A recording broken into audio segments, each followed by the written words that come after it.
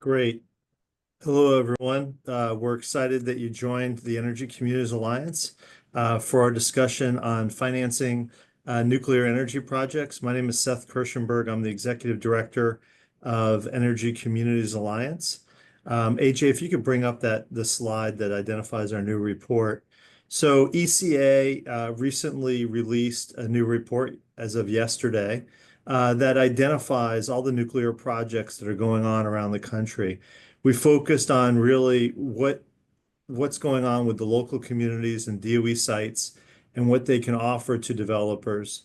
We also identify what is going on around the country at non-DOE sites as well. This has been a lot of interesting projects and announcements. We even have a chart by state of all the different projects that are going on.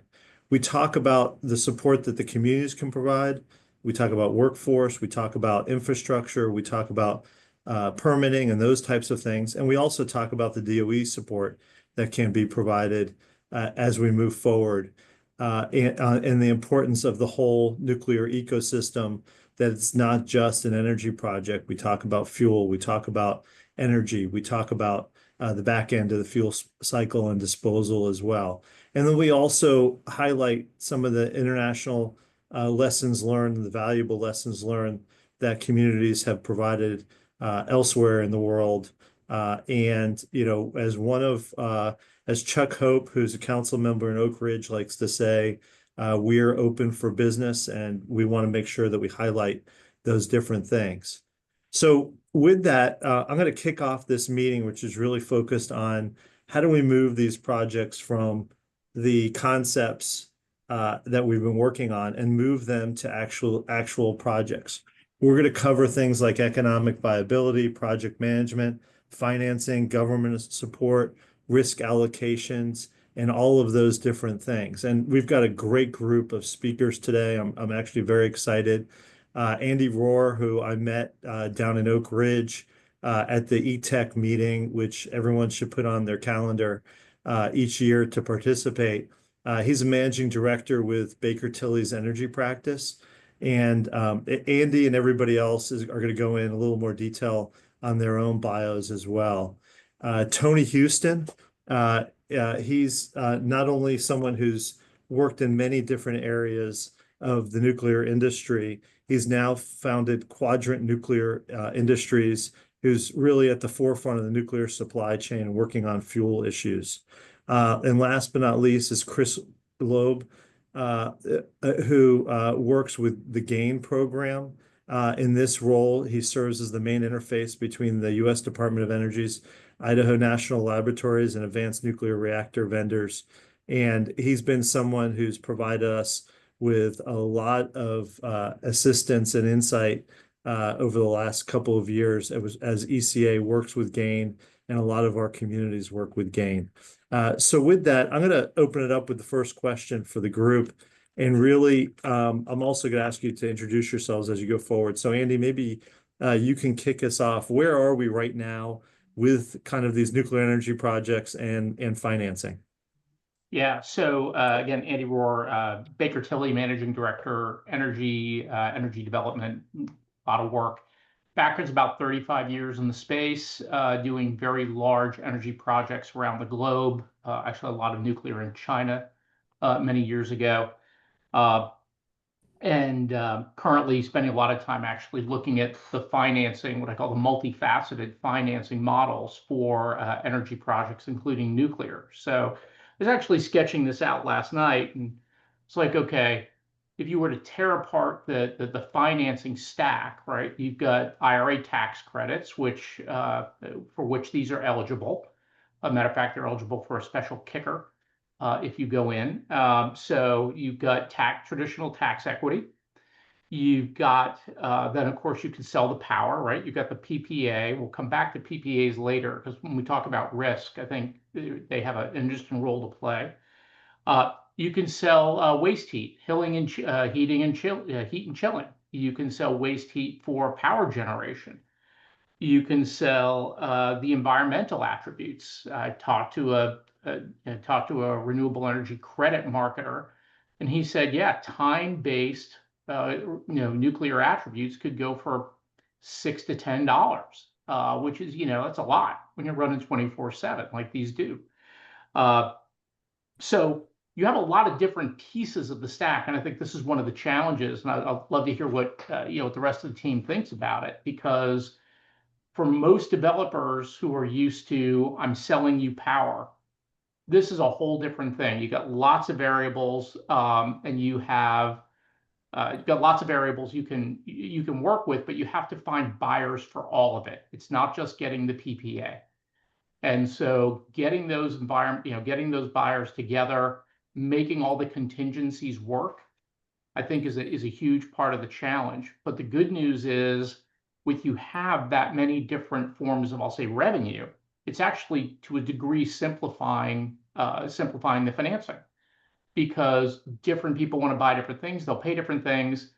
And so we're actually seeing a lot of forward motion on this. And then you have the most interesting one, which is Fermi announced that they're actually going to go public, to build a bunch of the nuclear stuff out here in Texas. So really, really some fascinating things being done. It's very early, and as I know, both Chris and Anthony will comment. We haven't seen anybody close one of these deals yet. So while we have a lot of possibilities, it does take a lot of work, and a lot of just a lot of collaboration, I think, to pull off financing for these projects. Great, thank you. Tony? Okay, I'll go second. Chris, you have to wait a minute. I'm Tony Houston. I'm a managing partner at Quadrant Nuclear Industries. We are a recent entrant into the nuclear community.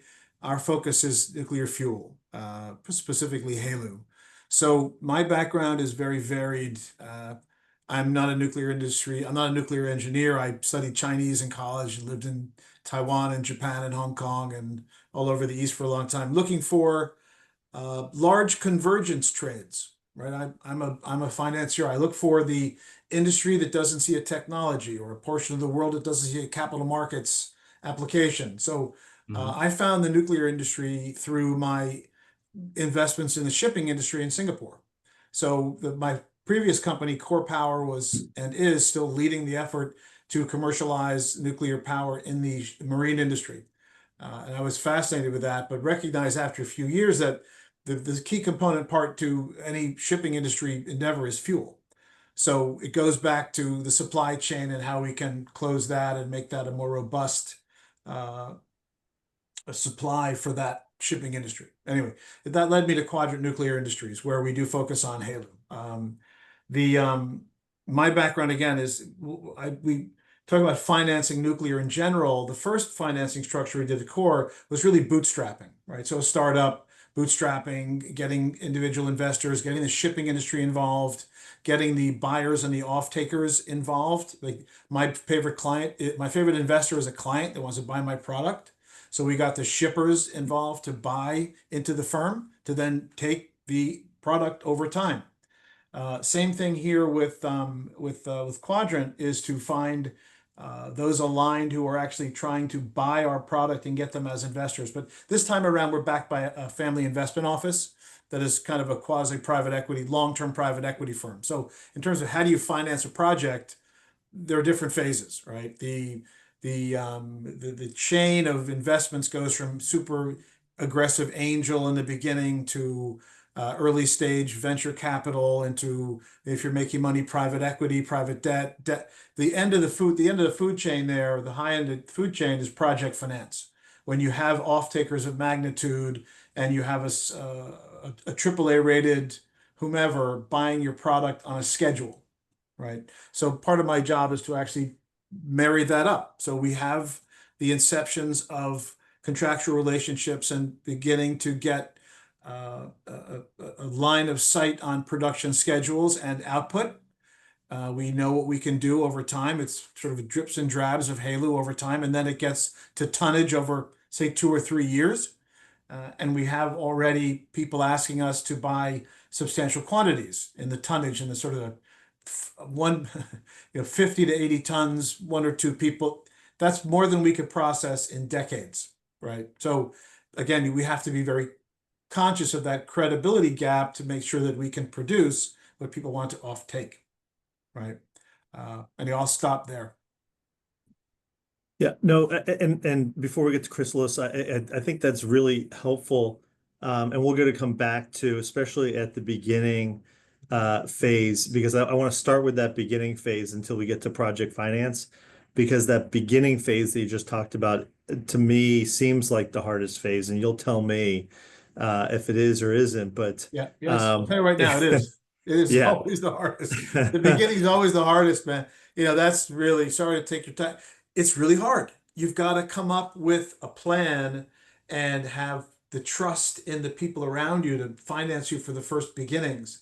I think one of the keys to a good startup is actually having a product, right? You've got to identify some deep demand, and we know there's deep demand for HALEU. There are 90, as per OECD NEA paper of 2024, there are like 98 reactor designs, and judging from my time in the online trading world, there are 100 car manufacturing in 1900. There are 100 designs and 5 were going to make it. And of those 5, a few can scale. So you've got to identify the deep demand and marry up the right product with that deep demand and get enough of a hold to build the business from that trench. Oh, that's great. And what's interesting, when we talk about financing, we're also really talking about viability of that product and viability to move to the market, and how do we actually help that occur. And Chris, I think GAIN plays an important role as we kind of go through it. So Chris, why don't you want to introduce yourselves, talk a little bit about what GAIN does, and then kind of go into what you see currently in the market. Yeah, so Chris Losi, official titles, GAIN Innovation Technology Manager. But really GAIN in itself, and the short version, right? GAIN kind of wakes up every day to figure out how to get the labs and DOE support to help commercialize advanced nuclear technologies, right? That's what GAIN's there for. We do it through a number of different ways. A lot of times there's an aspect where GAIN is out in the communities and states helping them understand around nuclear energy. So as they're starting to talk to people and figure out what their plans are, they can work with the information and make the correct decisions, like whether it be something in a policy space, they're trying to pass a bill or something like that. They at least have the data and the info to make decisions that are best for them.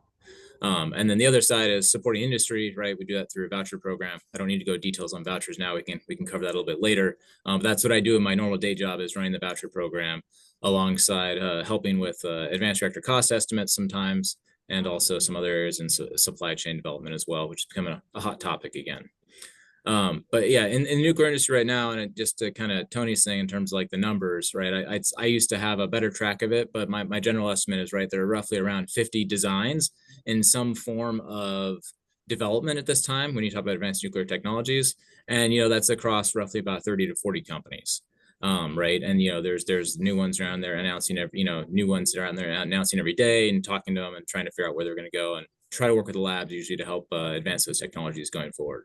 So it's exciting times. There's a lot going on, right? Right. You still have some of these demonstration projects moving forward, right, which are mostly government funded, government backed, right, through those. But I think some of the thing is, and I'd love for AJ to bring up the one slide, right, which is what we kind of understand a lot, is what are some of these deployment models going forward, right? So right, a lot of the times we talk around the cool things, which are go back one slide, AJ. So we talk about the cool things, which is the advanced nuclear technology, but it's more than just the nuclear technology to actually build a nuclear plant, right? There's a lot of stuff involved, right? You have the off-takers we already talked around. A lot of times that's traditionally a utility, right? Are they going to own it and operate it, or are we going to have new off-takers? Like, we're going to sell process heat if that's really what people are moving towards, or are you just going to sell electricity through as like a independent power producer? But in the end, the nuclear technology is one part. You still have a whole plant, right? You still have a lot of civil engineering that has to happen. So you have architect and engineer companies involved. Then you have engineering, procurement, construction companies actually really going to go build these plants. And so it's really the whole ecosystem of these together that are going to build your plants, right? And then in the end, what's the risk sharing models between these companies, and how do these companies set up each of their deployment models to go actually figure out what's going to happen. So you have a lot of different ways, right? So say you can use examples like there's nuclear technology companies out there, right? So NuScale is partnered with Fluor, right, for a construction company, right? But they may use like Entra One as they talk around as their developer model. Or you have TerraPower, who's used Bechtel as an engineering construction company, but they are tied with Global Nuclear Fuels, who's tied to GE as their fuel fabrication company, right, and producing fuel. Or you have a company that may want to integrate more and do it themselves, right, where they may want to build, own, and operate. And so all these things are being figured out and worked through the system, right? So AJ, if you move one slide forward, I think we're still in this phase of what is the deployment model going forward. We're still figuring out a bit, right? Which one's gonna take lead? Are people going to build reactors and then sell them off to people as like, a build transfer model? Are people going to build, own, operate? Are you going to have the traditional utility models building these things, going forward? We're still working it all out. And that's kind of where some of this, figuring out the risk sharing between these companies, who's going to take risk, who's not going to take risk. And then that all rolls into the finance and how things come together. So that's kind of what we're watching, right? To see how these partnerships play together and see where they all move. Yeah, I generally like market segmentation. My brain can't, it's like I look at a blizzard and see all the snowflakes. And when we looked at this industry, we looked at we originally said we have three stools, three legs to the stool. We've got fuels, we've got operations, and we have solutions. And I kept thinking, you gotta focus. We really have to focus because although my CEO is a three-time aircraft carrier commander, right? And we have another aircraft carrier commander on staff, and we really believe in the Navy way to operate reactors. We really believe that's a great leading edge thing to do in a service. It just isn't something we can do right now, right? So we have to sequence our business and ensure that we put the most effort we can to the highest productive value we can, which is fuels. But again, all these companies, and we've sort of poked them and said, who's going to operate your reactors? We're thinking about that. And two or three of them right away said, we'd much rather have the Navy guys or the Navy type disciplines do that for us. We don't want to operate. They say they have to package it for the NRC as an owner operator model, but when push comes to shove, they kind of, not to name names, but it's very complex, and they don't have that experience. They might be developers and scientists, but they've never operated a reactor under duress or for long periods of time or trained the people. And that diagram of the supply chain is really important because it has its own spokes after that. Training, as you know, Chris, training education and places like the College of Eastern Idaho near INL, we speak to them about training pipe fitters and electricians and coders and everything like that, which really makes a big difference because it's the GAIN guys can help support all that ecosystem around this to create buoyancy. Really important. Tony, I think to your point about training, education, et cetera. So first of all, what I love about this is all of this combination isn't actually as clean as it looks. There's sort of this Z-axis, which is, and it all depends how big the reactor is. The combinatorial math, if you will, for building a 300 megawatt GE light water reactor is very different than doing a bunch of assembling a bunch of 20 megawatt ALO units or something like that. So I think that's an additional level of complexity for the industry, is that there's no one size fits all. Two, be really careful when you say you want to go poach the Navy. We really don't have enough people in the Navy who know how to do this. So they get very nervous. They don't want us to poach their people, but yeah, for naval retirees, we believe there's a service for them. Yep. But then and the other thing is, so what I try and do is also I want to bring this back to the basics of some of the financing, and then we'll get into some of these issues also. Because when I look at this, and when we focus on these issues, so just as background also, so I'm a lawyer who does energy deals. I close large couple $100 million deals on a quarterly basis. I worked for UAMPS on doing their power purchase agreements and their CRADA agreement with INL. And I worked with some of the communities that were also looking at the UAMPS project. And I wrote several reports for the U.S. Department of Energy on how to look at renewable energy projects and other energy projects as a model for how to do small modular reactor development. And they're all on the NE webpage. But when we broke all this down, especially when we're working with UAMPS, the issue was we believed we had the energy technology. But the issue was the cost of bringing that to the market. So not only the licensing piece, Ben, as you talked about, and the difficulty of doing that.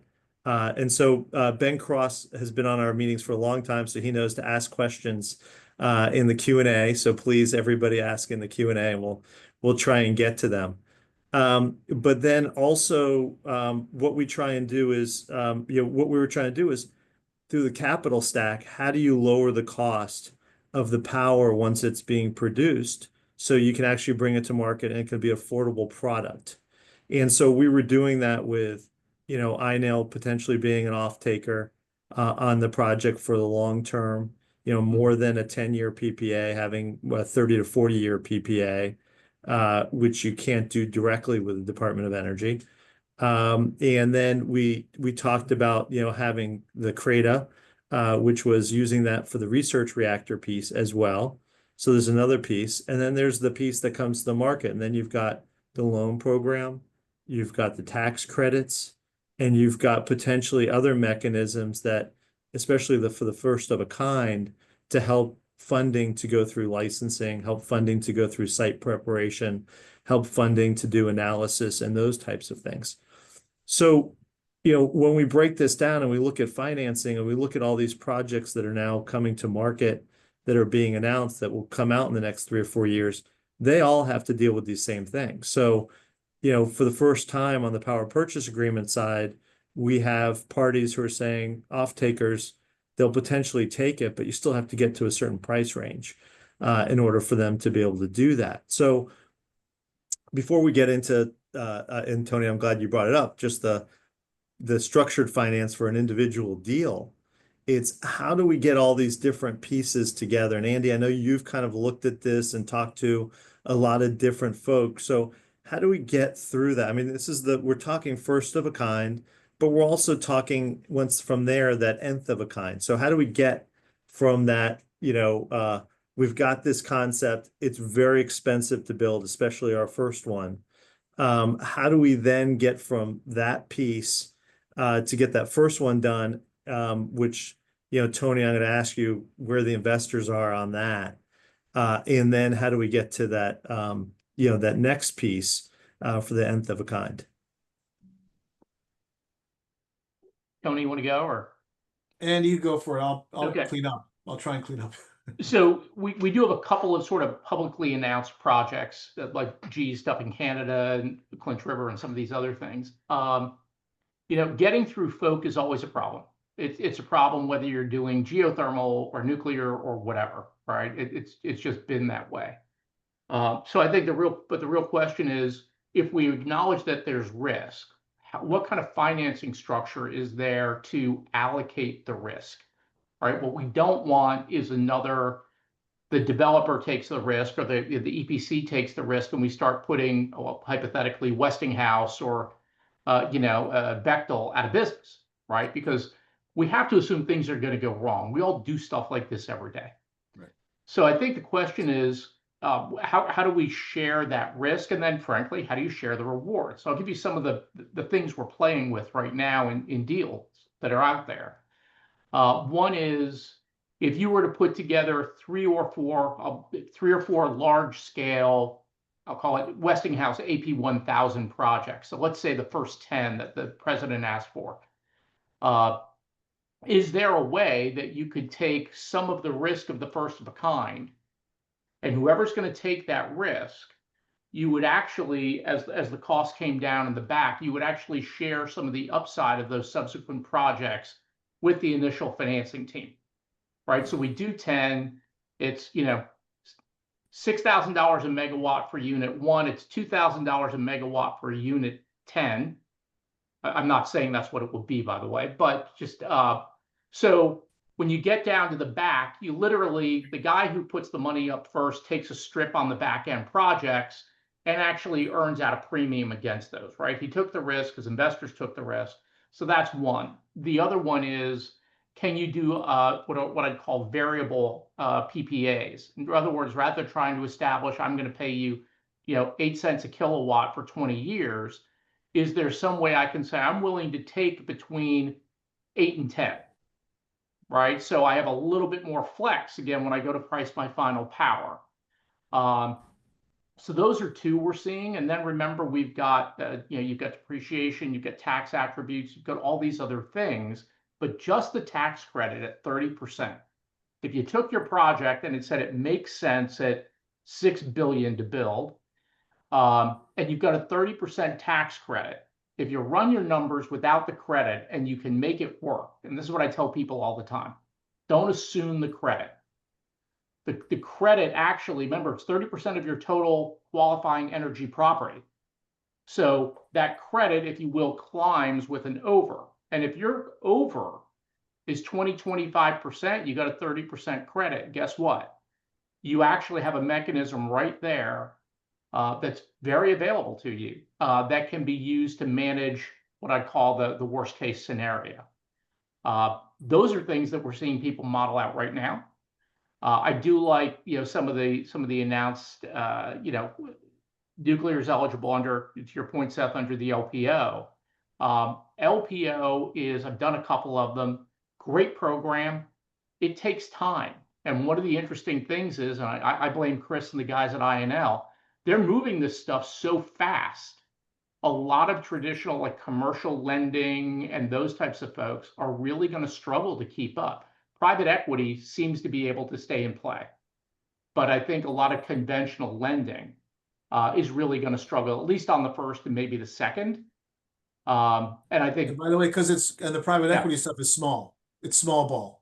So they can keep up on small ball, 50 lot, 20 lot, 30 lot. This is for the big private equity guys. The big private equity guys, as you know, they're tiny little drips for them. 5 lot, 10 lot, 50 lot. This is in the old world, that's a very small amount. $500, $800 million private. This is not private equity. They're not making any money. And Tony, how do you get Sorry, them? No. How do you get them excited about this in the beginning though? So I mean, there's a couple of companies, obviously they found their investors and they've gotten started. Yeah. Some of them have gone public since then, and so SPAC'd, they're really blowing up. SPAC'd, yes. Yeah. SPAC'd or IPO'd. I mean, look, the SPAC has been the avenue of choice for some of the early ones because they had no revenues, right? Dangerous, but the market loves them now. Of the 5 groups that have gone or are publicly traded, they seem to be a bit over their skis. The 5 publicly traded companies in the nuclear industry have a cumulative market cap of something like 22 billion, Yeah. and their revenues are, I don't know, it's only Centrus who publishes positive net revenues. right. Not to disparage my peer group, but that's the reality. And the markets can be very punishing over time with that reality. Yeah, I mean, the private equity, my chain had been shipping guys, shipping entities, people who really have skin in the game for the energy transformation of their industry, right? They see it coming. They saw it coming from ores to sail, from sail to steam, steam to petrol, and they've seen the nuclear navy for many years, so that was obvious in that industry for core power.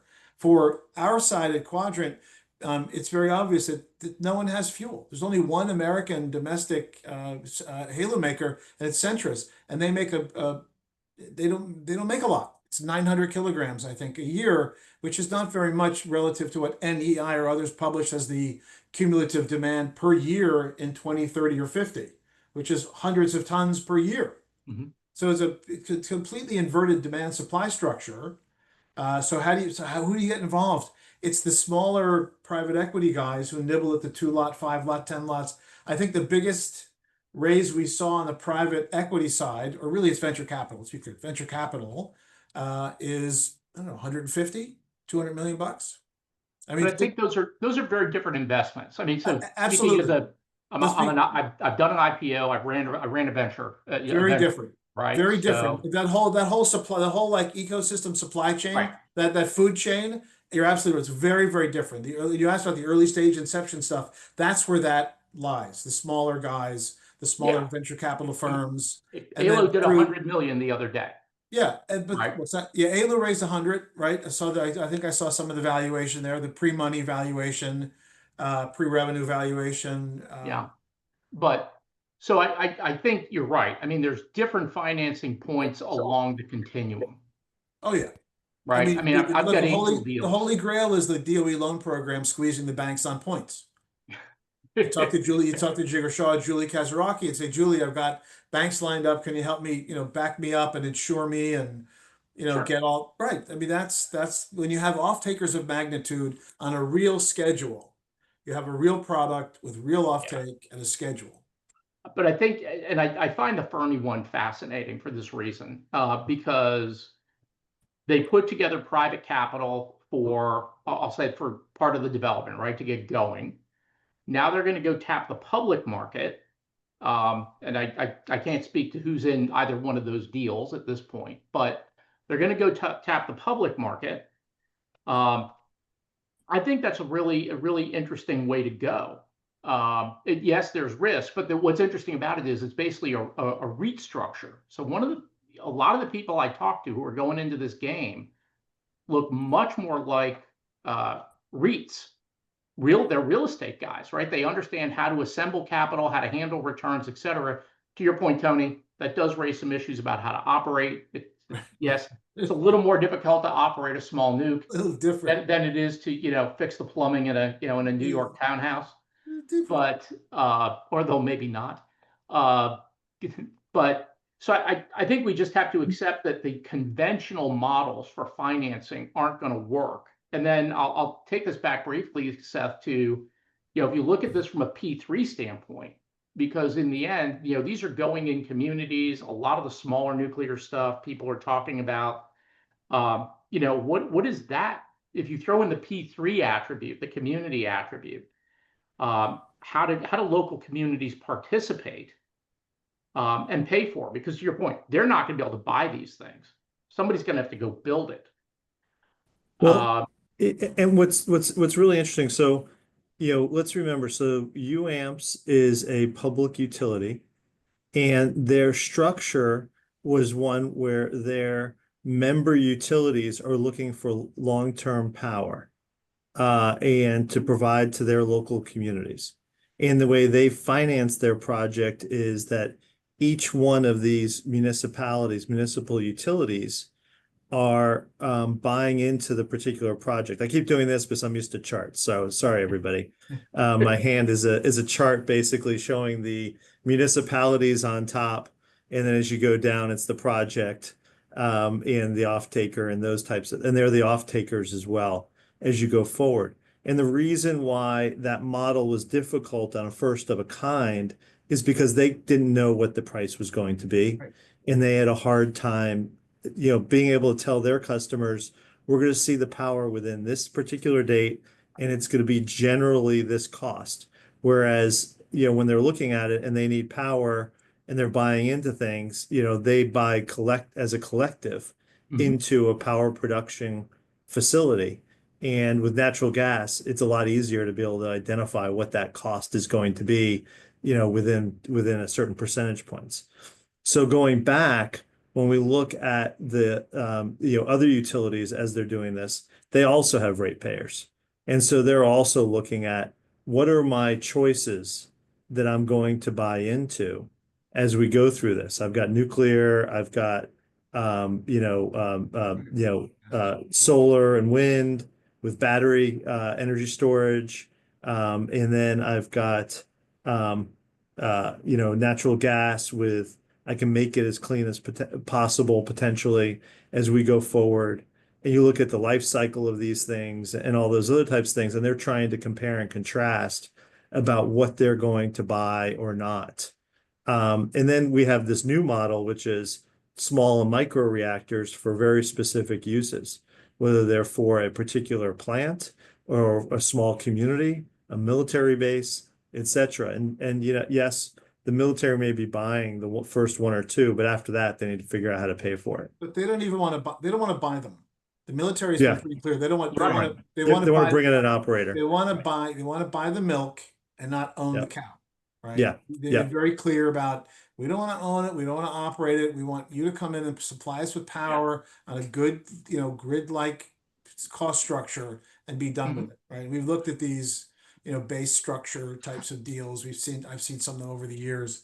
Look, there's a real demand for that, but there's no supply of the product, right? No one's ready to pipe up and do a project like that for them yet.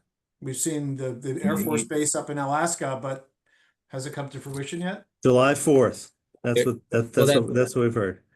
That project was finally awarded, I believe. Yeah. In the last month. But I mean, you still have, I mean, the deal issue you're dealing with is you still have capital cost uncertainty, right, and schedule uncertainty for deployment of these reactors, and that's until you can narrow that down a bit and understand have a projected cost range that people feel certain with, you're gonna have a lot of trouble kind of moving these things forward, right? And that's the whole first of a kind, right? How do we get to nth of a kind? Well, you got to build the first one. But as Andy was saying, you got to build enough of them to kind of like share the risk and cost, so you can, wherever this first one goes, you can help offset it somehow. And even the dual use stuff, like the military stuff, and the military we understand to be a little less price sensitive because their mission is saving lives and delivering electricity and beachhead, electricity delivery for whatever the forward operating units and anti-kinetic type of structures. So it's a different entity, Project Pele and that with using TRISO fuel because it's anti-kinetic. Okay, that's a different animal. And if you look at the other types of reactors out there, there are several different reactor types that take different kinds of reactor fuel, right? And we've done the cost analysis of many of these different types of fuels. And by the way, TRISO is very expensive, is much more expensive than is other forms of fuel because of the way it's created. So that prices it out of the AI, sort of prices it out of the AI world, or if someone wants to pay a premium, a massive premium for that type of fuel construct, maybe that's it suits their business. But for grid comps, it's very challenging. Well, grid to Seth, to your point, grid's a tough one anyway, because most of the, I'll just say CNI and high reliability projects that I'm bumping into, which is where the stuff's being considered in a lot of cases, they are willing to pay a premium, to Tony's point. That's right. These facilities have to have it firm. They have to have it reliable, right? And it's mission critical. They say it's mission critical. You're talking about $1 million a minute, default costs on a tier 4, on a tier 4 data center. I mean, some of the contracts I'm looking at. So five nines, exactly. Right? I know the deal. I know. I think you have a group of buyers that have a very different set of requirements. They're less price sensitive maybe than the grid, where if you look at most regulated grids in the country, their obligation, if you will, is actually to provide I'll call it the cheapest megawatt possible. Right. And maybe reliability isn't that big an issue. And I'm going to stay out of the solar and wind and reliability issue because I'll probably get hit with a cream pie. But that is the reality for a lot of these folks, is they are opting to build their own behind the meter, whatever it is, because if they're being, I'll say, socially minded, they do not want to socialize their costs for energy delivery onto the general grid infrastructure that ends up, in the local community, or they can't get the same reliability no matter what they pay. Because we have to accept the fact that transmission, distribution, et cetera, the more pieces and parts in a structure, the less inherently reliable it is. Fair enough. Yep. So I think you're going to end up behind the meter, and that goes to your point. Which of these things survives, and then what are the economic structures, both from a capital standpoint, and then yes, of course, your operating costs. There are designs out there where I can take a cluster of 4 SMRs, and they're being designed from the bottom up to be, I'll say, jointly managed in a single station, right? So I'm going to have a control station that can monitor 4. I'm going to, and that's going to be staffed in a very specific way based on NRC rules and safety requirements. That's going to be different than another one that's going to require that same level of, we'll call it human capital, not to mention control systems, et cetera, for each individual unit. And these are some of the things that we're starting to look at when we start to put together the financing structures and then the long-term payback structures. And in some cases, we don't have regulation that's going to tell us which way to go. Right. But the bottom line is we're dealing with ambiguity, and we can't wait for all, as a nation, we simply can't wait for all of the answers to be done.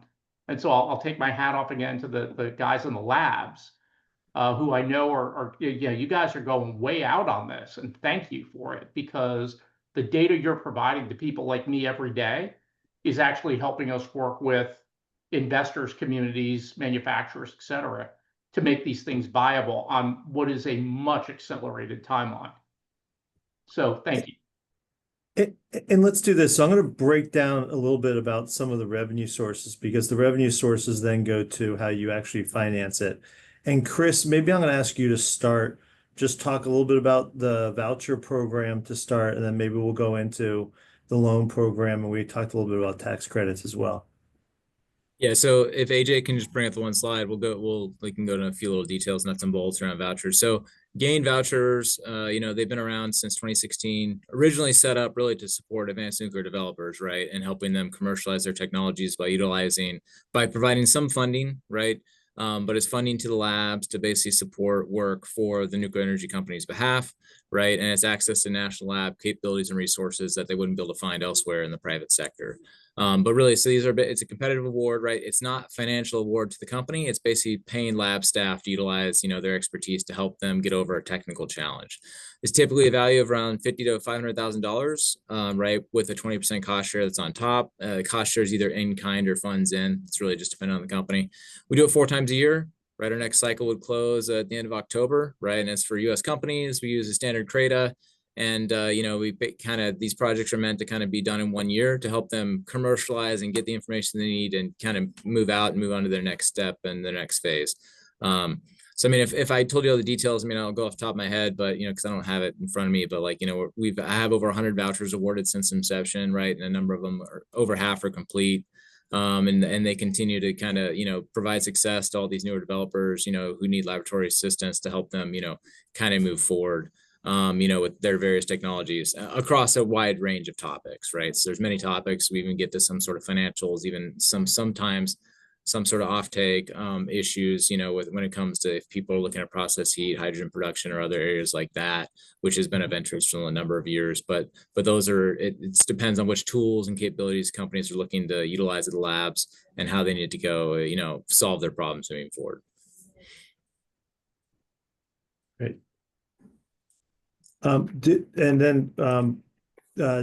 do you want to maybe talk a little bit about tax credits also as part of it, or the loan program? Yeah. So, when you start building your capital stack, obviously there's debt, there's equity, right? We all know those pieces. I think what's interesting is there's 2 things. One is the tax credits, right? So again, I can take what's called, ultimately you do a cost segregation, the eligible energy property, and up to 30% of that I'd say is probably going to be eligible. I know there's somebody's asked some questions about brownfields, energy communities. Yes, there are some other things you can do with bonus credits around domestic content. We'd go down a rat hole, so I'll stay out of that. So I'm just going to use 30%. That's readily available. And the nice thing is you can build that into your stack, right? That it doesn't. Now, you will have to be careful. If you get any grants, for example, from the federal government, those generally have to come out. You don't get to take a 30% credit on a grant that goes into your capital stack. We're generous. We're not insane as taxpayers, maybe. But yeah, so I think the tax credits are really, really powerful. The other thing that tax credits are unlocking, I know there's some questions about how people are paying for stuff. When you have my hypothetical $6 billion project with a $2 billion tax credit, once you get to certain points in your cycle, those tax credits actually become financeable. So we are seeing people who are willing to come to the table once you can substantiate that you're moving forward and you've got your prevailing wage handed, et cetera. And they're actually willing to give you capital against those tax credits. So that's sort of an interesting twist. There's a private equity firm I know of who is a portco who's doing what they call tax equity light, which is a similar sort of thing where they step in as an investor and they give you basis step up. For those of you who aren't in the finance world, you're now bleeding from the ears. But this is a way of increasing the perceived value of the asset, and it actually ends up increasing the value of your tax credit. So, and I know Seth and his guys can help you Andy, with does that that, all day long. Andy, does that include accelerated? I mean, tax, of course, is such a broad, it's a little word for a big area, but in terms I'm of not a CPA, man. I know, but in terms of accelerated depreciation, right? I know some of the tax rules have changed over the Yeah. last few years regarding that. So in terms of being able to write off something very quickly, it's very tax advantageous or balance sheet advantageous to do so at the Yeah. beginning. Seth, you can correct me, but So- OBBA, right? Yeah. No, and so let's remember, in order for you to benefit from the tax credits and what Andy's talking about, so to benefit from a tax credit, the project has to be built and operating. Right. And making Mhm. money. You don't have to So have- until it's operating, and then it takes a number of years after that in order for you to realize the full value of that tax credit. And so what Andy's talking about is either someone purchasing either at that operating piece or even before that to say we're going to take the risk. So on my projects that I'm not allowed to talk about because they're renewable, but on those projects, you also have an insurance product behind that Yeah. says they're actually going to get this built and we're going to provide an insurance product to you investor that it will get built. And then there's insurance on the tax credit. So Mhm. there's a party somewhere along the way making that figure out how to make money off of the risk, but to de-risk potentially for other parties But as you're going forward. Didn't the Um, nuclear, I mean, under nuclear, the tax credit you can actually take in phases, right? You don't have to, Yeah. you have to complete the project, but you can take it while the project's under construction. I know even a state, I believe Indiana passed a investment tax credit that also allows for basically in progress payments, which actually helps from a financial standpoint, right? In terms of like Right. lowering capital costs, you actually, because your net present value, you get to recoup costs a bit earlier, right? Rather than depending on your construction time duration that you're looking at for a nuclear project. Yeah, I mean, the other thing is you can either, to Seth's point, you can either take so there's tax credits the investment tax credits, which basically when you're built, so that's kind of the 30% number I was referencing. And so that actually is an interesting acceleration of capital recovery potentially, or the ability to pay down construction debt or things like that when placed in service, has to be placed in service. Right. The other one is you can take a production tax credit over time. You get a certain subsidy per kilowatt, but that sort of stretches out over a number of years. And I think if we're talking here about how do we pay for risk, especially on first of a kind, that ability to take that credit very quickly. But remember, these credits can be sold for cash. And actually, if you're a municipality or a nonprofit or whatever doing this, you actually have what's called direct pay. So you have a couple of different ways, even as a muni, potentially to get money out of the deal. But yeah, I think that's the big thing when I look at folks, Seth, is can we accelerate how we kick money back in to bring that down as fast as possible? And he started with, do you do much with carbon credits? I mean, that's something at core when we looked at the shipping industry in terms of we can really calculate how much high carbon fuel we remove from the system. Mhm. And can calculate it out per ship passage or transit. Yeah. Versus the nuclear side of it to bank those types of credits. And I haven't gone too far into that market enough to know that it's confusing and it trades like the art market and it exists, but to formalize it up and get an expertise there would be very useful. And for everybody on the call, so as developers or financiers, or the people who work on these things, when we talk about this, we keep talking about the capital stack, but what that really means is what are the revenue sources that are going to support my particular project? And so we're trying to break down those types of things. And the reason why you want money up front versus later is because the cost of the project is really an upfront cost mostly when you're doing construction or you're doing research and you're doing other things. And so you're looking for as much money as possible up front. Otherwise, your borrowing costs for these longer term ends up increasing your costs. Yep. So the more that you can get money up front, it helps you with the particular project to make it viable. And in the end, that's what we're trying to do is make this a viable project and make it so whatever you're selling to the market is also affordable as we're going forward. And everybody, I told you I work in charts. So AJ, can you bring up my chart? And Tony, you talked about the end, the project finance piece. This is the project finance one.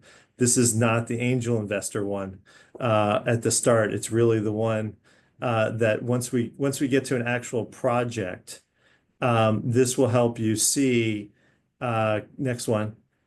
This will help you see really the way people think about a project and the way when they're talking to investors or they're talking about rating agencies or they're talking about potential purchasers, what it is that we're looking at. I put this together for somebody, and this is based on every energy project that we do that's eligible for tax credits, where there may be a loan program as well. Right. And so when you look at this, you've got on the left-hand side, you've got a revenue source. That's the PPAs and those types of things as you go forward. There's a particular project, there's land, there's a ground lease. So when we talk about financing these projects, you have to realize you're doing environmental reviews on, can I build here? You're doing geotechnical. Will this project potentially work here? Can I get title insurance for the particular property? Break it down on everything that you would normally do on a project. That's what you have to do here in order to understand all these different pieces of what's actually going on. You have a construction contractor. That particular construction contractor has to be paid. They have to have the proper criteria. They're going to have 20 or 30 subs below them, depending on the size of the project. That's why you see a lot of the reactor developers. I think they have a very unique idea, which is similar to battery energy storage. We're going to build this somewhere else and ship it to your site.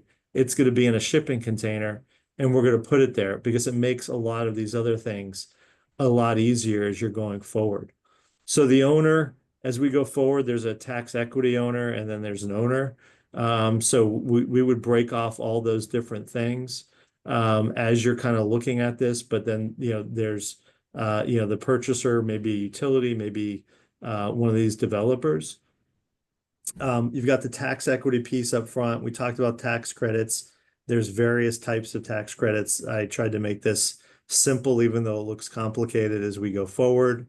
And then in the end, I always like to say in these project finance, there's two different transactions going on. One's a tax credit transaction and one's a debt transaction as you're going forward. So all the way to the right is the debt transaction, and there's a mix between whether the DOE loan program's involved or not, what percentage that's involved, what type of agreements you have between the different parties as you're going forward. And then you have the various investors, and they have to be paid.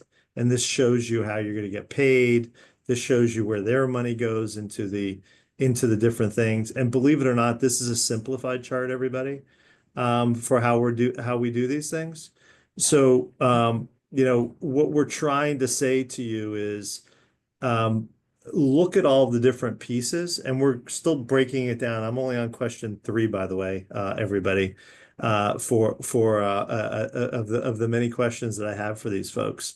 But this chart will hopefully give you an idea of what we hope to eventually get to. And Tony, I'm going to ask you here to jump in because the beginning of these projects don't look anything like this. And maybe talk about the beginning of the projects. And then I don't know if this is helpful for you. We'll keep it up. Otherwise, we'll take it down. Sure. It's distracting looking at it because we're trying to get there. We're trying to get to the right side of the diagram. Yeah. With the setting up of the PPAs and the OTAs and all that with quality off takers. So AJ, get rid of the slide so we can see Tony. Thanks. Look, the beginnings of these businesses are like the beginnings of any business. It's mom and pop who has a great idea. In the ideation phase, will it work? Can it work? You search for, my personal experience has been to search for a very deep market demand and momentum, right? I don't want to reinvent the wheel. I want to make sure that the product has been tried and true. The best products for me to adopt are the ones that have failed, that I've seen the failure, I get why they failed, and then backtrack as to what the failure was. And is the timing right now? Was it the management? Was it the financing? Was it the usual suspects of just it wasn't ready yet? Nuclear for us in the SMR space, I think, is like that, where the timing is very good. There is obviously a confluence of pressure to decarbonize and to close the fuel cycle. And this administration is very positive on nuclear energy and energy defense. So it's all very timely. Then you have to find angel investors who are willing to lock up capital for a while. So venture capital and private equity, that early stage private debt guy or venture debt guy, they have timers. They're on a timeline. They've got a fund. So it's a very different construct. You've got to find people who have a decent time horizon to steer to. Otherwise, they're under pressure to sell. So the first part of that business and getting it up and running is finding the right sponsors, the right industrial backing. As I said at Core, my hats off to McCall is really trying to, McCall Bowe, the CEO and founder of Core, I was in Singapore, at that time, was to get the shipping industry involved. And it was a conscious decision to get those who are your off-takers involved as buyers. Otherwise, they know the industry, they know the regulatory environment, they know all those issues. We brought them a whole nother set of issues to handle, meaning the integration of the IMO or the IAEA with the nuclear side and maritime. That's a whole new, language to them, but it had to be melded. Okay, that was a challenge we took on. But again, your point is the beginning of that process is very different. Fundamentally different. That's a very tight eyeball to eyeball sell with break even points. And what valuation do we put on this thing? I mean, I remember McCall and I talking about this. What's $1 billion idea worth at when it's a PowerPoint presentation on a coffee table? What is it worth? Yeah. No, and it's interesting, those PowerPoint, as you just said, have become some pretty large companies, or at least by market cap, These are right very now. powerful ideas. These are, Yeah. I mean, putting nuclear energy onto commercial shipping and with floating nuclear power, it's a very powerful idea. And it's been done for the last 70 years by the Navy successfully. Yeah. Different kind of reactor, different kind of technology. But again, different environment now, different demand signals now, different off-takers now, different industrial base with AI and other off-grid applications now. The technology, the science is old, right? The science is old. The technology that can be applied into it, applied materials, the material sciences, the simulations that you can run for 30 years of simulations with the computing power now to get it right with the science and the chemistry, it's very different. So you can reduce risk in lots of different areas now. That's great. And Chris, what are you seeing as people kind of come through your door, and we start talking about the government side and what the government can provide and those types of things? What are you seeing that they're asking you more than anything else on the financing side? And where are you sending folks for that help? Well, the financing side, I mean, obviously, so the financing side is a little bit tricky when it comes to, what's going on within the labs and things like that. I mean, obviously, if they come asking around LPO, we just send them directly to LPO and they can go have a conversation and discuss it, with who they need to discuss it with. I mean, obviously, if they're asking for DOE funding, that's up to DOE funding and, appropriations, et cetera, and what funding opportunities are available. And so right now there's not a whole lot of new things out there, right, in terms of the funding, but in the voucher side, right, there's still opportunities for people to look at how funding mechanisms may come together, how things could be worked at if there's capabilities of the lab to support it, right? And I think a lot of things is people are trying to figure out how a consortia can come together, right? How do you group these things together? Because you got to create, like, I think people are looking at, you have to create an order book to basically, share your risk, right? If your goal is ever to build one, it doesn't pencil out, right? But if you need to build many to make things pencil out, and that's where everyone's trying to figure out is how do you build an order book, where do cost reductions occur, right? And how that may play, and then also you can look at what's the right way to build a plan if you're talking grid scale, right? Do you build multiple units and stage them over time? Do you build one giant, infrastructure project together and build it all at once, right? And how maybe there's opportunities to financially it may work better to build and add generation versus just building the large infrastructure project once if you can bring generation online and pay for costs sooner. So people are asking those questions. They're being explored. Not a whole lot of stuff going into it right now, but people are talking about all those items. Thanks. And just one last thing. So I know that there was a question about tax equity appetite for this. And so we wrote a report a couple of years ago when it was difficult to get the tax credit. This was before nuclear was identified as clean energy to get the tax credit. And we wrote a report and worked on the legislation a little bit. And what we focused on was we went to the actual tax equity investors in the current market, and every single one of them said, just keep bringing, we have appetite for these types of things. So I think even though we're talking about large dollar amounts on these projects, I still think you're going to see continued appetite for this. And, these tax credits sell at a pretty high premium for the buyer.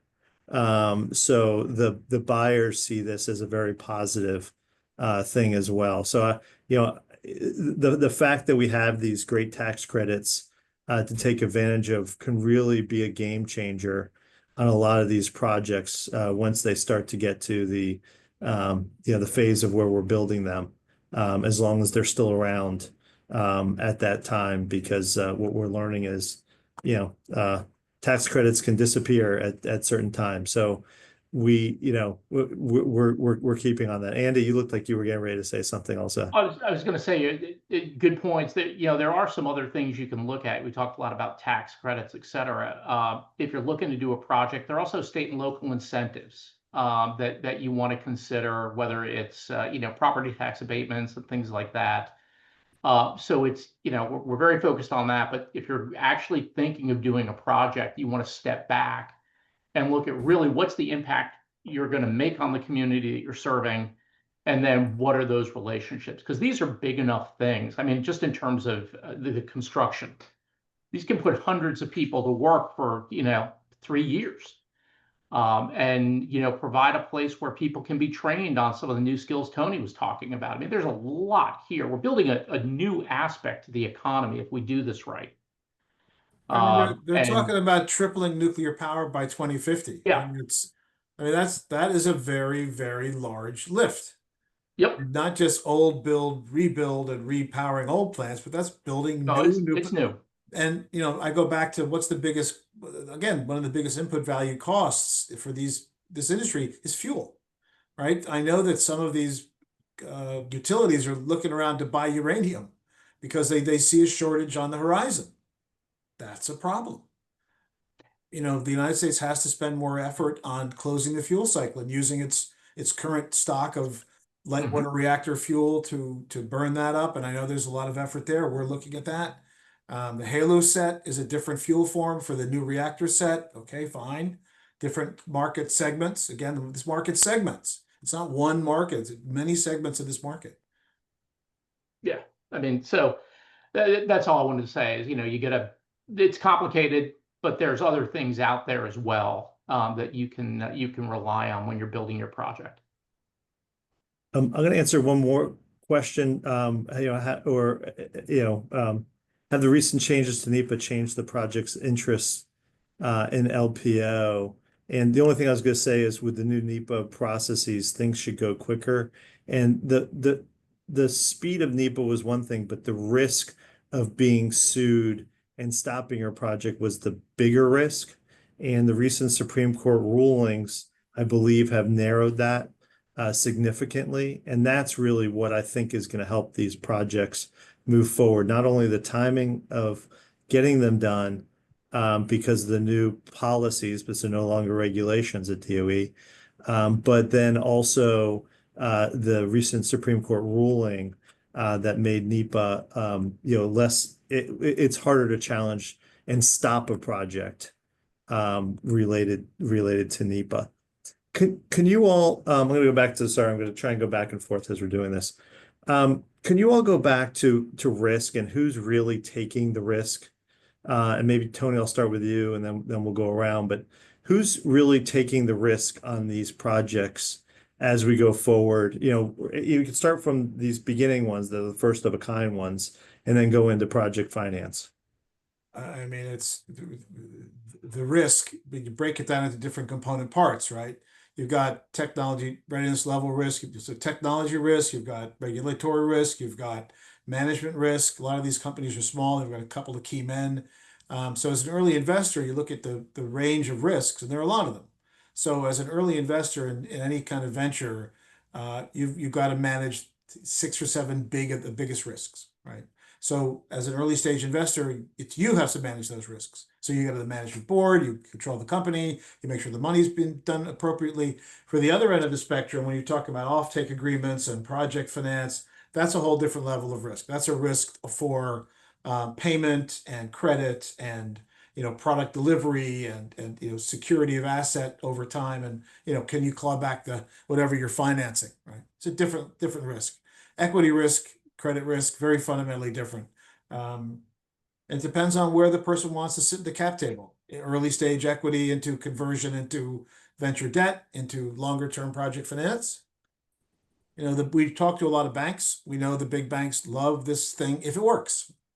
If it works, and if the AAA off-takers are there, and if Microsoft wants to buy, you talk about the announcements of Microsoft and Meta buying all this energy. And I've talked to the reactor makers, and they haven't, the reactors aren't really ready yet. They haven't got the fuel for it. So where is that risk? They're a few years away from executing on this stuff. So I say you almost need, I mean, you don't have right now, I mean, these projects are still hypothetical in a sense, right? There's no, there's no one's actually building, there's no license to go put, said new reactor in a place, except for a couple of construction permits to do certain things, right?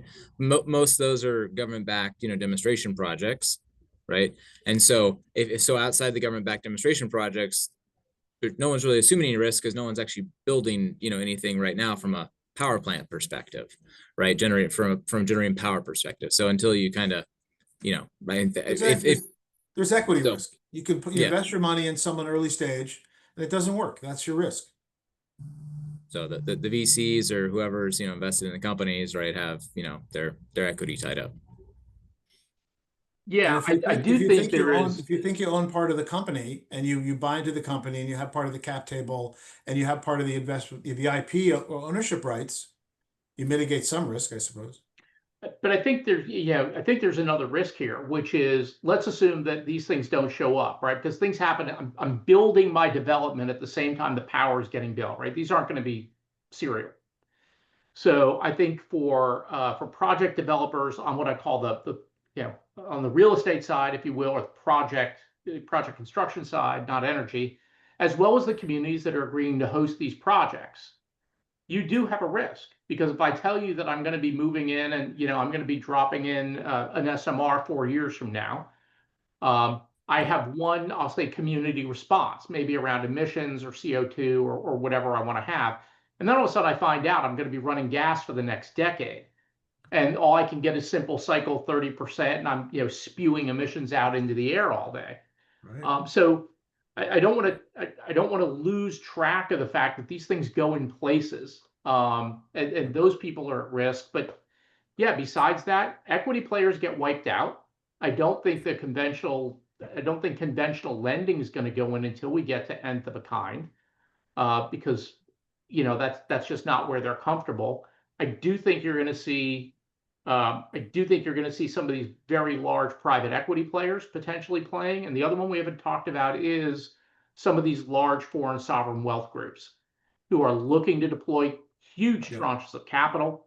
They'd like to have it in the US, where frankly it's a lot more safe and stable. And they really like to be able to click coupons on the backside, right? Either sell their interest out or take a revenue stream over time. Yeah. And I can tell you, I've got a lot of stuff sitting on my inbox right now where I'm talking to people from Oman, a lot of people in the Middle East, mostly, some in call it MENA overall, who are looking to deploy very large tranches of capital. And the flip side of that is, if they can do it here, they want to be able to take that technology back to their countries in a lot of cases. So remember, 4% of the world's population uses 40% of its air conditioning. That's us here in the US. You've got a huge developing world out there. They have tremendous energy ambitions. They don't have, I'll call it native oil and gas. So if they're going to go down electrification, this actually is a very interesting way to handle it. And Tony's going to raise his hand probably and say, but what about, how do you manage the fuel? Especially from who gets their hands on a problem. But I think we have to understand solving this problem is much bigger than the US. And if we do it right, we actually have 100-year market in the world that's going to help these projects and these companies be successful. And that's why they have these ridiculous often valuations.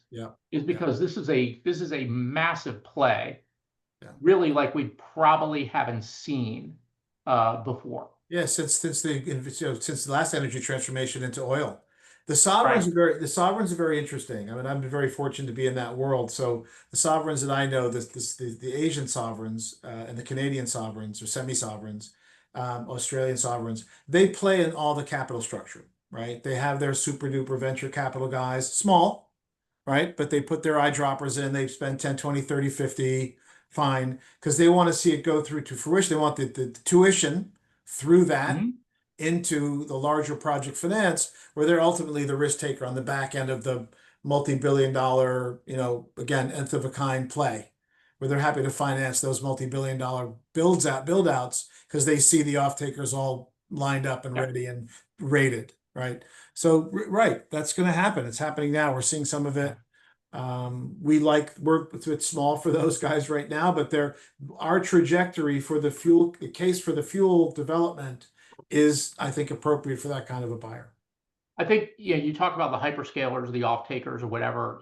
We mentioned PPAs before. Historically, that's what we did, right? Is we go out, somebody would raise their hand and say, well, if you show up with the power, I'll take it and I'll pay you 9 cents. Right.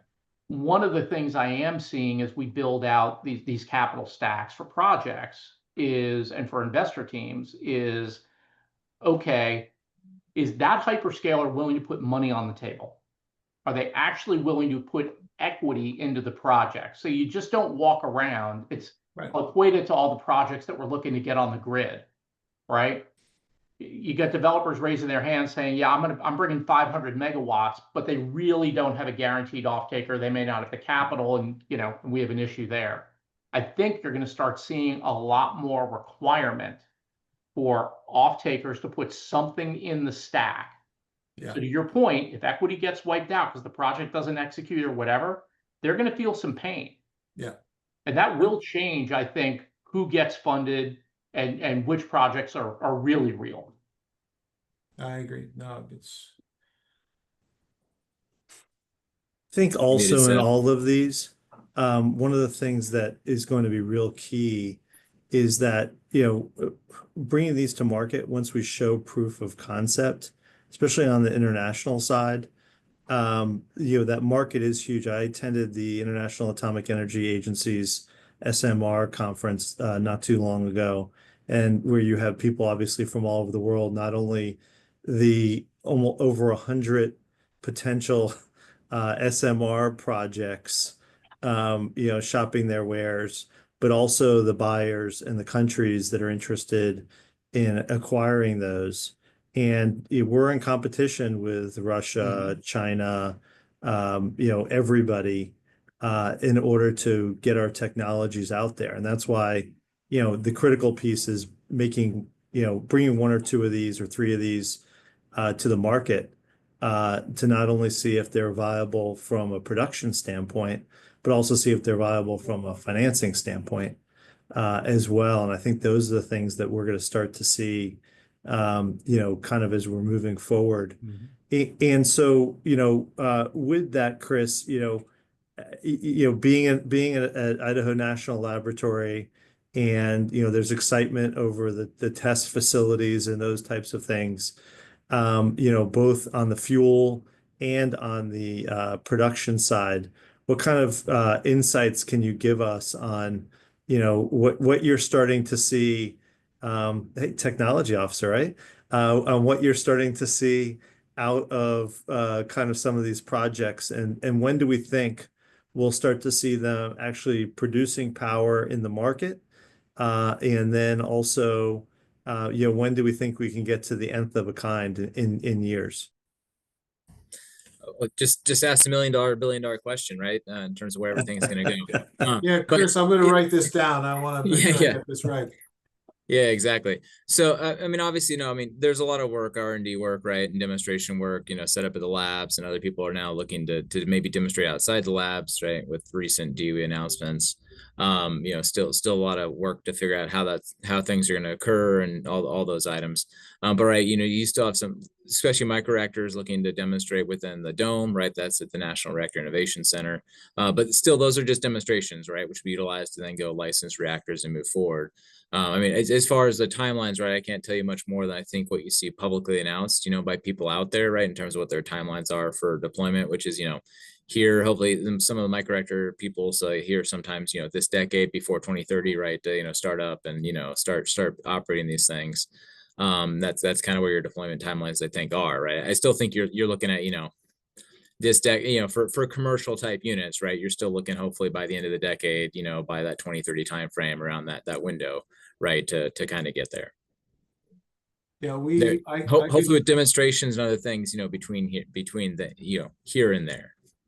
I can back that up a little bit. So we worked with TerraPower, Southern Company, and Core as part of the ARDP program to prototype the MCRE, multi-cryo reactor experiment at INL. So look, these things are moving. It's been challenging. Money's been moving properly to finance these things, but it's not easy. It's a lot of scientific discovery. But late 2020s, we expect to see at least 1 or 2 solid demonstration reactors. We're on target to build fuel by the end of this decade for sure. Our manufacturing plant, we hope to be up and running by 2028, 2029. Right, we just going through an EPC selection process to nail that down and get that going, and then we've got a phase of equity development to go through, and then as we build up the OTAs, then it becomes hopefully into a proper debt structure with off takers. But those are our timelines to marry up with the reactor makers, because there's no point in bringing up the fuel truck before the reactor makers are ready. So we think we're about on time with that set. So when we start to think about it in those terms, so let's say 2030 is the date, and we have a couple of test reactors that are operating. We start to have the fuel that that is definitely needed, especially fuel produced here in the United States. As we're moving forward for these types of reactors as well. When do we think we start to get to those nth of a kind projects that can actually use regular project finance? So I think it actually depends on your design, right? And how fast you see that come down. If I'm truly manufacturing and installing, so like last energy, right? I'm producing units, I'm putting them on a rack, kind of thing.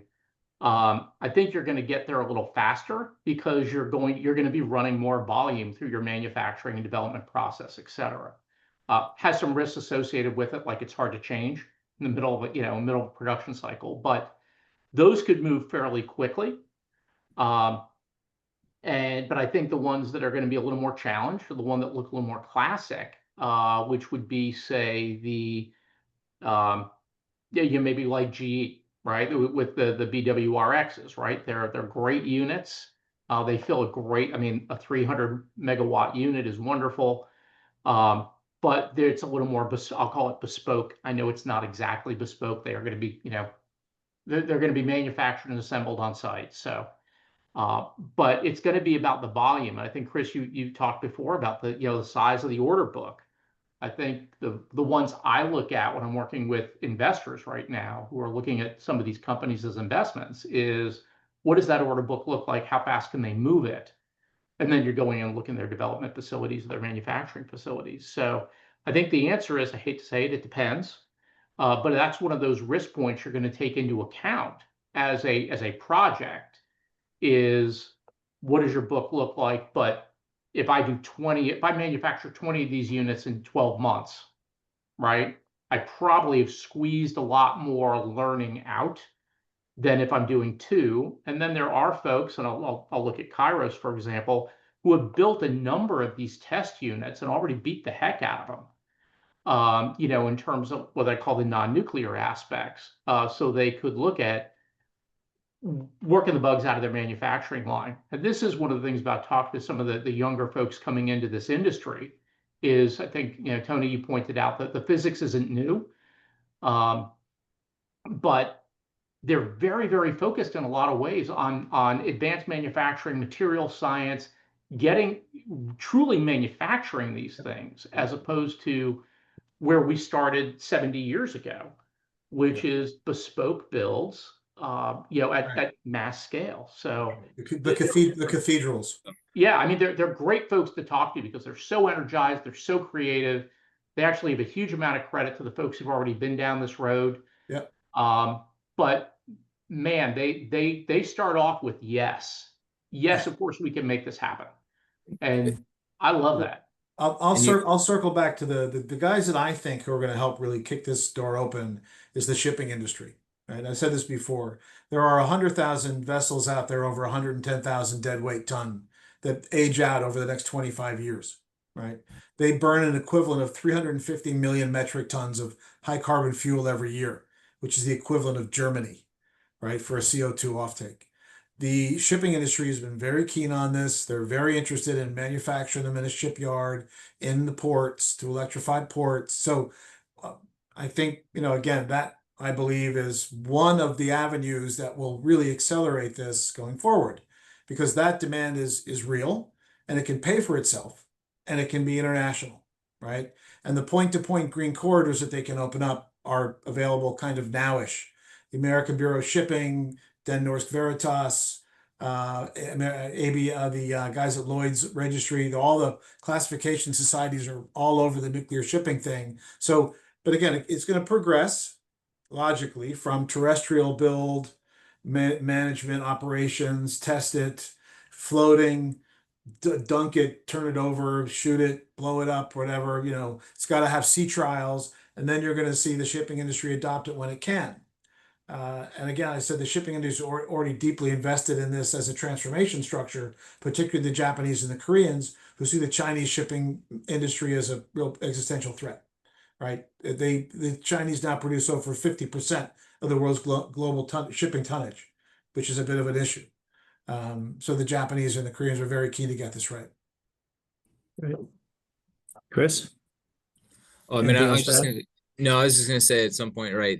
So we talk about we need to build these and get the risk down, get the cost down, but we also need to build them and operate them so you can get out some of the first of a kind kinks, right? It's like just the first one you put on may not be what ends up being a commercial unit, right? So there is some time, some iteration. Even some of these technologies may not work great, right? I mean, I spent 15 years engineering consulting for the current fleet, and even when you do replacements in a current unit, right, that operates very well, you still break things, right? Things do break, things do leak. So our ability to, the reactors will go critical, right? They'll generate neutrons, they'll do this stuff, but it may be the mechanical systems or something else in a material that ends up causing a problem somewhere that requires some iteration along the way. So that is something that we will encounter at some point, right? How we encounter it, what we do with it, what's the real issue? I mean, some people are going to figure it out along the way, I think. So, look, the good news is the existing fleet's great. I mean, just expand the existing designs in the existing fleet. The advanced reactor side's a whole different. It's a whole different kettle of fish. Yeah, it solves different problems, has different challenges. But the existing reactor fleet's great. Just expand the hell out of it. Well, what's interesting, even a new build of the existing reactor technology is still one where it's difficult to finance because of the costs, the risks. They're still out there, and the parts to it are very difficult to get. So there's a lot of different risks as we're going forward. What I was going to ask you all to do is, first, I just want to thank you all for sharing your insights. ECA has these regular webinars. This is the end of our summer series. But we have 3 webinars coming up with the IAEA. Most of them focus on the end of the fuel cycle and looking at France, in some other countries on what they're doing on the back end of the fuel cycle. But we ask you to join us as we're going forward. We have a YouTube channel where we post these. And once again, I want to make sure we'll send out to everybody who's registered our new report that highlights the status of all the current projects that are out there in the new nuclear world, except for the new Oklo one that was just announced. So we'll put that in soon enough. But I can't thank you all enough. I just want you all to give you all a chance to wrap up and end it. I'm going to go in the opposite way. Chris, I'll let you go first this time. Oh, yeah, I mean, it's an exciting time, right? There's lots of moving parts, there's lots of things happening. Sometimes it's hard to even keep up with everything that's going on. But I mean, I think it's very interesting. I think, it's just our ability. We got to capture on it, kind of move forward and, progress these things and start getting things built. Because I mean, as we build, we will learn and we'll be able to increase, we'll be able to bring the cost down, we'll be able to do these things. So then you can start moving towards the other financing things, and figure out these models for deployment. Great. Thank you. Tony? Yeah, I normally think that financing is the easier part of some of these projects. You just have to get the product right. People talk about you got to be a good sales, we got to sell it. Look, you have to build a very good product that's fundamentally sound and solves a problem, right? And the bigger the problem, the bigger the paycheck. So, focus on solving the problems, closing the fuel cycle, getting the supply chain ready for this next generation of reactors that's addressing many of these issues is happening. It's slow going at times, but transformations are slow and they require bending and some breaking, and it'll happen. I'm very encouraged by the new administration's stance on all of this. I mean, I have to take my hat off to them and just really kicking open doors and pushing very hard on this because it matters. And I think you're doing a very good job with that. Thank you. Andy? So first, thank you to Seth and the Kutak Rock team that he works with.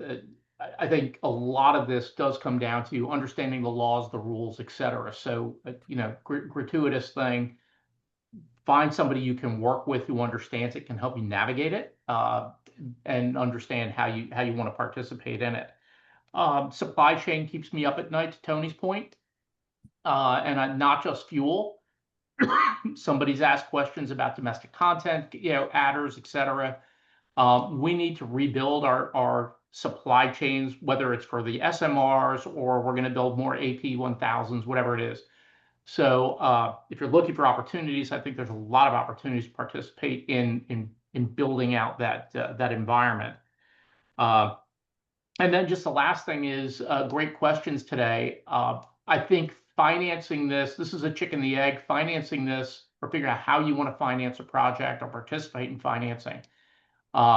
This is evolving, right? The One Big Beautiful Bill Act, changed the rules, 90 days ago? Right? And so if you want to participate, make sure you stay in touch with kind of what's going on, but participating in financing this I think it's going to pay off for a lot of people. Spread your bets accordingly.